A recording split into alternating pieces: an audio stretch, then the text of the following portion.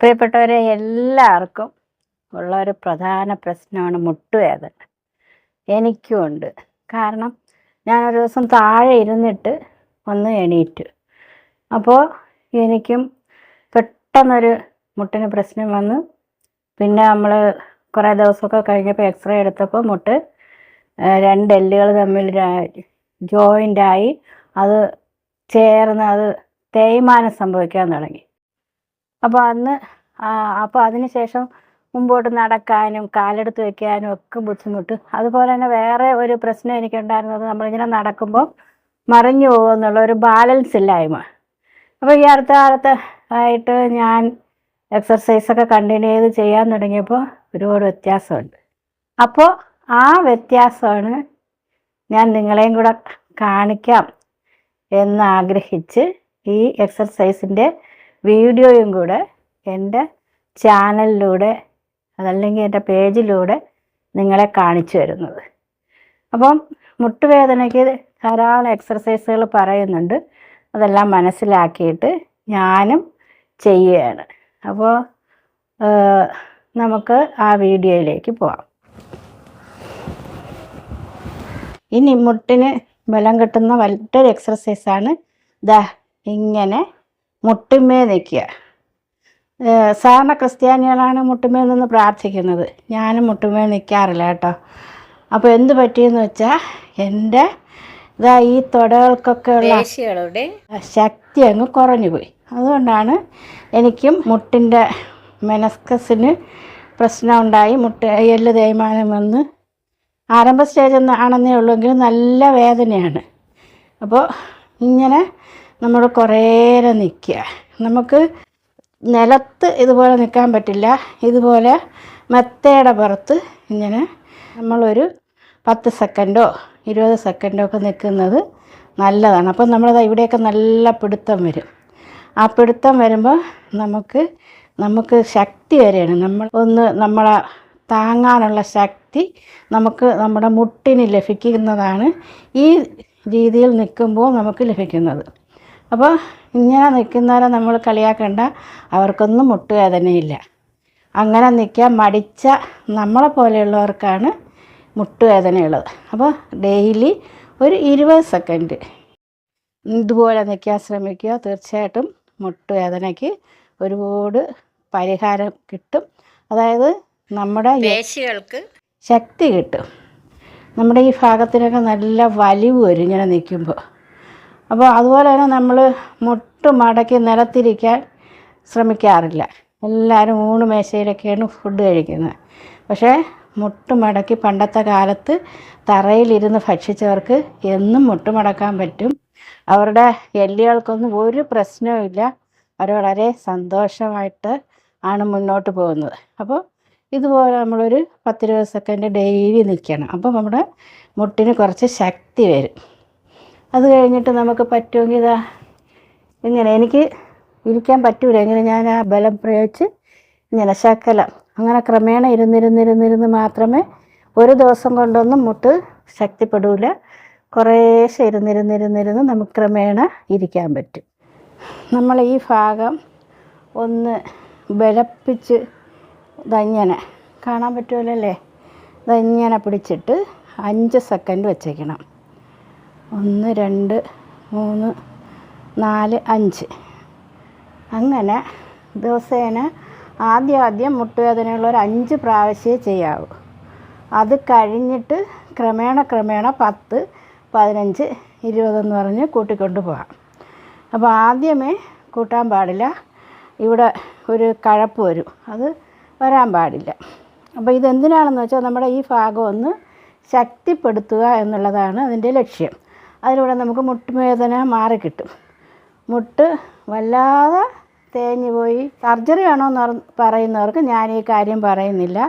അത് ആ ഡോക്ടറെ കണ്ടിട്ട് അവരുടെ ബുദ്ധിമുട്ട് എത്രമാത്രം ആണ് അത് വികസിച്ചിരിക്കുന്നതെന്ന് മനസ്സിലാക്കിയിട്ടേ ഇതൊക്കെ ചെയ്യാം. എന്നാലും സർജറി കഴിഞ്ഞതിന് ശേഷമാണെങ്കിൽ പോലും നമുക്ക് പല മുട്ടിൻ്റെ എക്സർസൈസുകളും ചെയ്യാം.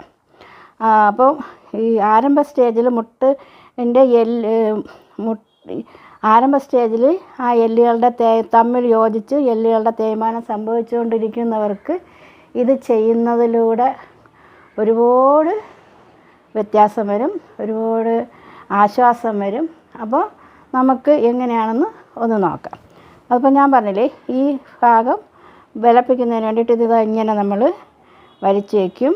അപ്പോൾ എന്നിട്ട് 5 സെക്കൻഡ് പിടിച്ച് വയ്ക്കുക. അങ്ങനെ ഒരു 5 തവണ ചെയ്യണം. 1 2 3 4 5. 1 2 3 4 5. 1 2 3 4 5. 1 2 3 4 5. 1 2 3 4 5. 1 2 3 4 5. അല്ലെങ്കിൽ ദാ ഇതുപോലെ ഒരു തുണി മടക്കി വയ്ക്കുക. ഇത് നമുക്ക് പോരാ എന്ന് തോന്നുകയാണെങ്കിൽ വീണ്ടും ഒരു തുണിയും കൂടെ ഇതിനോടൊപ്പം ചേർത്ത് നമുക്ക് മടക്കാം. ദാ അല്ലെങ്കിൽ ചെറിയ തലകണകൾ കിട്ടും, അത് ഉപയോഗിക്കാം. അല്ലെങ്കിൽ ബാൾ കിട്ടും, എയർ നിറച്ച ബാൾ കിട്ടും. അപ്പോൾ ഇതെന്ത് ചെയ്യണമെന്ന് വെച്ചാൽ നമ്മുടെ കാലിൻ്റെ അടിഭാഗത്ത് ഈ മുട്ടിൻ്റെ ഈ 2 ആങ്കിളിൻ്റെ ഇടയ്ക്ക് വെച്ചിട്ട് ഇതാ കാലിനെ താഴോട്ട് ഇങ്ങനെ പ്രസ് ചെയ്യുക. ഒരു 5 സെക്കൻഡ് വെച്ചേക്കുക. 1 2 3 4 5. 1 2 3 4 5. 1 2 3 4 5. 1 2 3 4 5. 1 2 3 4 5. 1 2 3 4 5. 1 2 3 4 5. അപ്പോൾ അത് മനസ്സിലായെന്ന് ഞാൻ വിചാരിക്കുന്നു.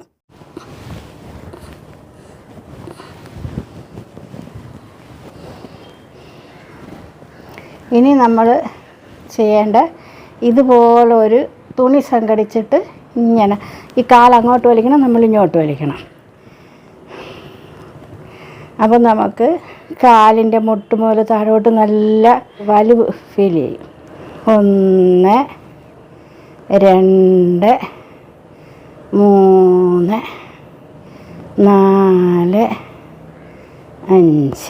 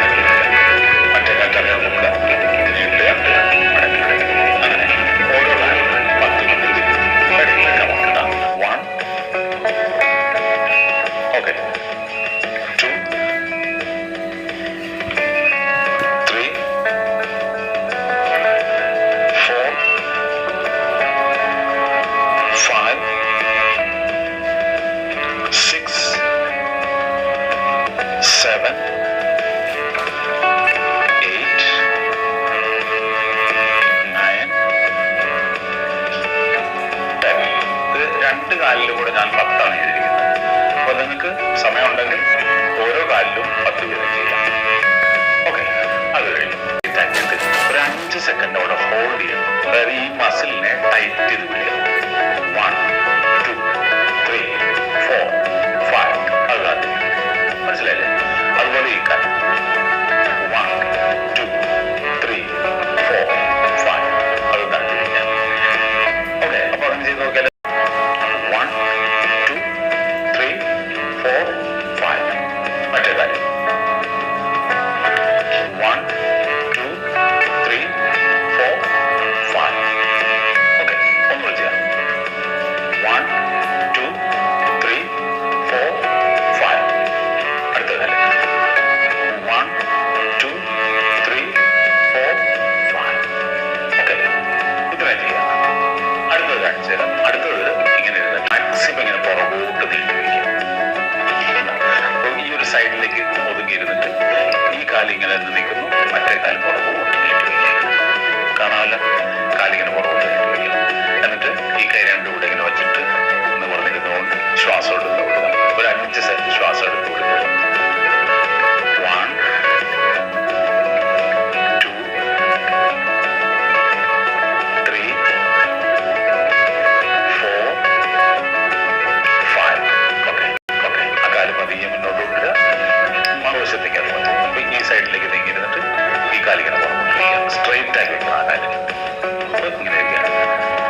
1 2 3 4 5.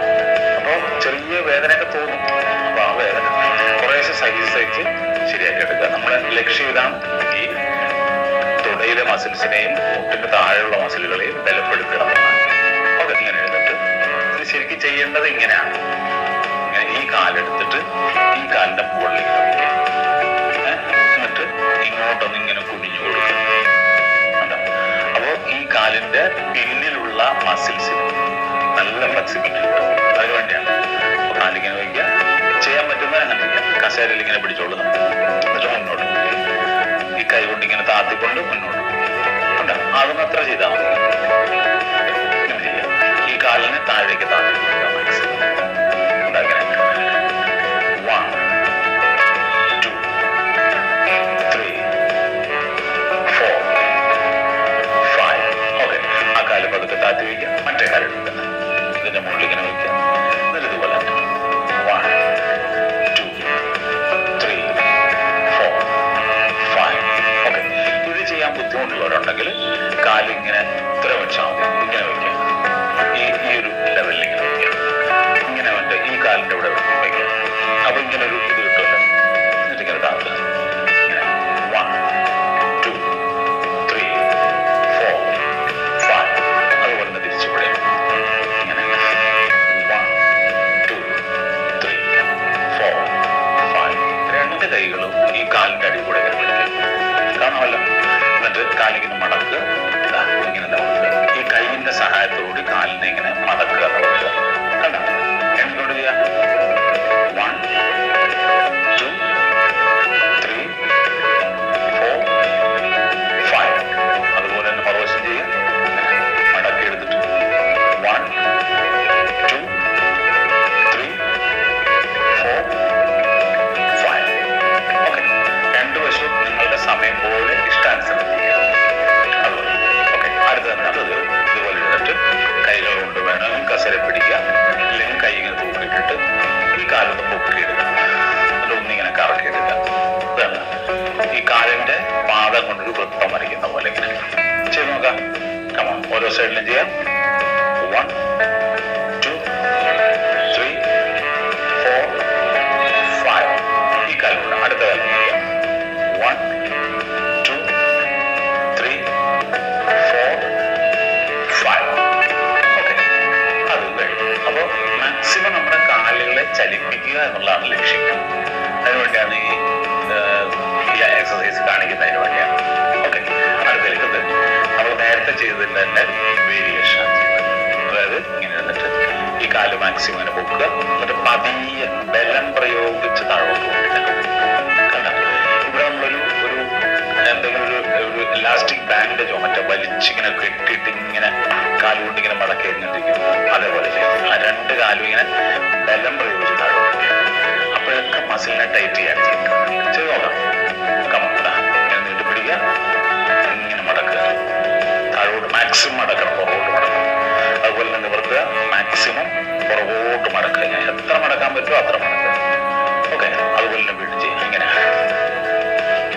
ബലം കൊടുത്തു വേണം. ഇങ്ങനെ വെറുതെ ഇങ്ങനെ മടക്കിയപ്പോഴാണ് ആ ബലം കൊടുത്ത് ഇങ്ങനെ മടക്കണം.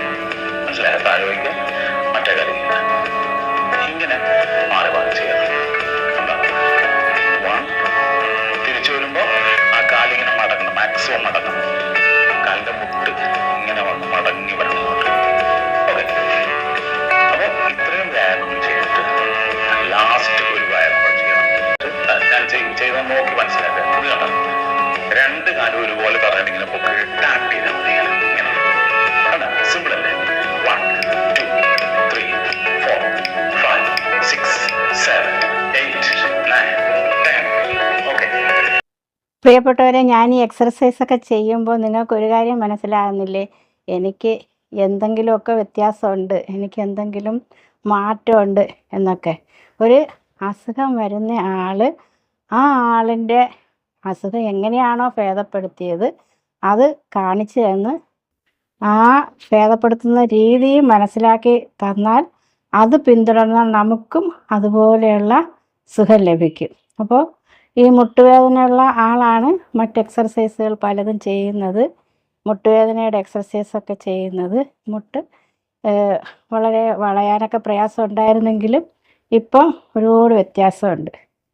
അപ്പോൾ നിങ്ങൾക്കും അതുപോലെ നിത്യേന ഈ കാര്യങ്ങളൊക്കെ ചെയ്താൽ നിങ്ങൾക്ക് ഒരുപാട് വ്യത്യാസം വരും. മുട്ടുവേദനയ്ക്ക് ആശ്വാസം ലഭിക്കും.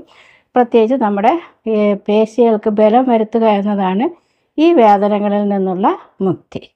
അപ്പോൾ എല്ലാവർക്കും ഇതുപോലെയൊക്കെ ചെയ്യാം. ഒന്നുകിൽ യൂട്യൂബ് നോക്കി ചെയ്യാം, അല്ലെങ്കിൽ ഈ ചെയ്യുന്നതൊക്കെ മനസ്സിലാക്കിയിട്ട് അതനുസരിച്ച് ചെയ്യാം. നമസ്കാരം.